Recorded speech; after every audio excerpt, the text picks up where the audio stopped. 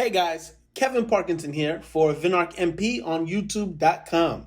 And today we are going to be talking about Jack Harlow and the social construction of the contemporary white American rapper. Check it out, it's your man KP, and I like to teach. Not the smartest man in the world, but I like to read.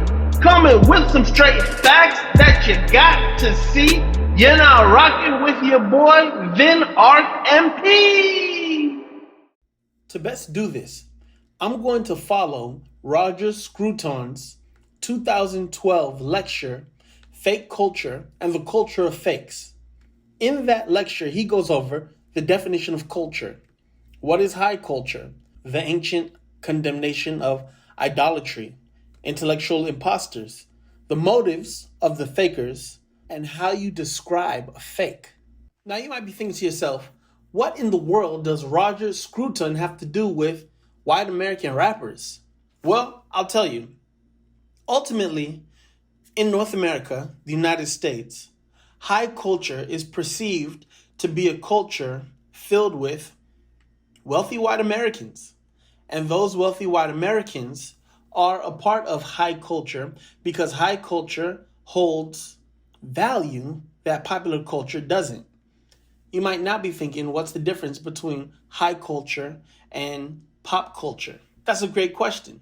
According to The Guardian, in an article published in 2013, pop culture would include just that.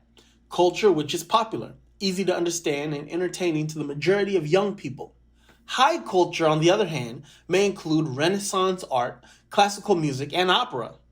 The latter is arguably more sophisticated, intellectually challenging, and intrinsically rewarding. So what that means is, when you get rich, you start liking really boring stuff because it makes you feel smart and it makes you feel special. I'm kidding, but the truth of the matter is, for the most part, people grow up and they walk away from popular things. And the most popular piece of culture in America is rap. However, certain people transcend this ideology, this notion. People like Jay-Z, Kanye West.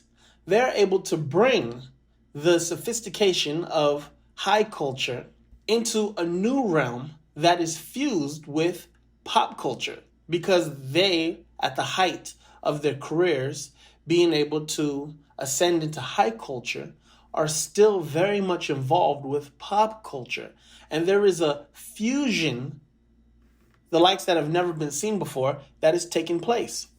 So, in this great country of America, where most young white people have the greatest chance of ascending to high culture, either through hard work or just through birthright, the question remains, why do some young white people choose to be a part of pop culture?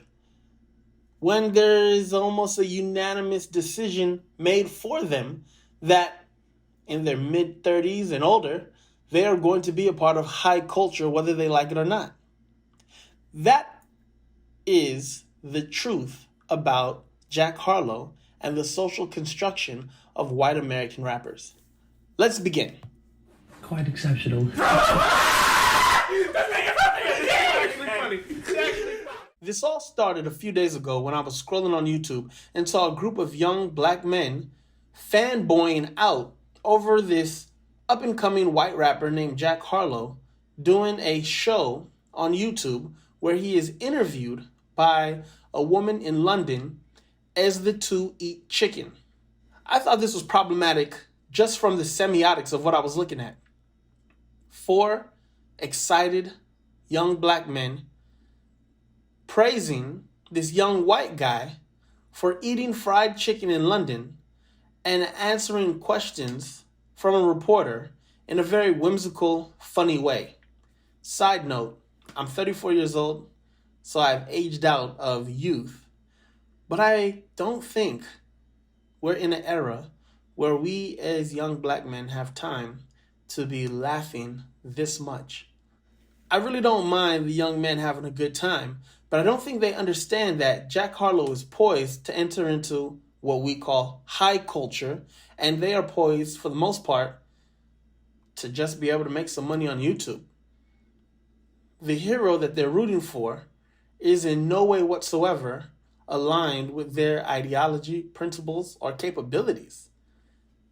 I don't know if they know that. There's nothing wrong with being a white rapper, and there's nothing wrong with liking a white rapper's music. But we do need to understand the social construction of what we're looking at. Now, according to Roger Scruton, ancient condemnation of idolatry was important because ultimately, idolatry is the faking ourselves into believing into the non-functional power of a thing, or taking ourselves through the ritual act of worshiping of a thing that we are persuading ourselves has power. If we as humans can condition ourselves and work ourselves up into the belief that something is frightening, then it becomes frightening. And after it becomes frightening, it then becomes powerful. This is the social construction of idolatry. And this is why many ancient belief systems were very much against the idolization of false deities and gods. This is why Jesus himself said, "Have no idols before you." Roger Scruton explains that this is how a person can become enslaved by his or her own creation. And this is also how the media works.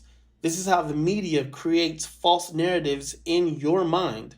Then you become a slave to the media that you've ingested, and then you fall in line into assuming something has power when it truly doesn't. Now let's take a look at Jack Harlow. Jack Harlow is from Kentucky. Ultimately, the truth is, not a lot of hip-hop culture has come from the great state of Kentucky. Jack Harlow is a walking meme. How so? I'll prove it. Jack Harlow walks around with a chain that has a medallion in the shape of the state of Kentucky. Most chains and medallions come from hip-hop culture and signify something very important, such as Death Row Records, Rockefeller Records, even the OVO Owl. But to walk around with the state of Kentucky, knowing that not much historical hip-hop culture has come from that place, is a joke. Jack Harlow is able to blend the lines of reality between comical, entertaining, and serious, making him the quintessential meme rapper. This is where intellectual imposters come in. Roger Scruton, in his Fake Culture and the Culture of Fakes lecture, talks about fake art. He stresses that fake art is very difficult to analyze. And that's because usually art isn't trying to say something true. It's trying to entertain and trying to capture your interest. This is where we have to step away from Roger and his great lecture, and we have to take a look at rap. We can argue that rap comes from hip-hop, and hip-hop has 10 elements: breaking, MCing, graffiti art, DJing, beatboxing, street fashion, street language, knowledge, and enterprise. So at the end of the day, rap, being an art form, still for the most part is supposed to reflect these ideas found in hip-hop. Now, it's okay for a rap song to be very vulgar or to only talk about things that induce pleasure and not things that cause somebody to grow intellectually. That's why there was a form of hip-hop created called rap. But when somebody is a guest in a culture that was created by people other than the person who is the guest, there is supposed to be a homage, a respect paid.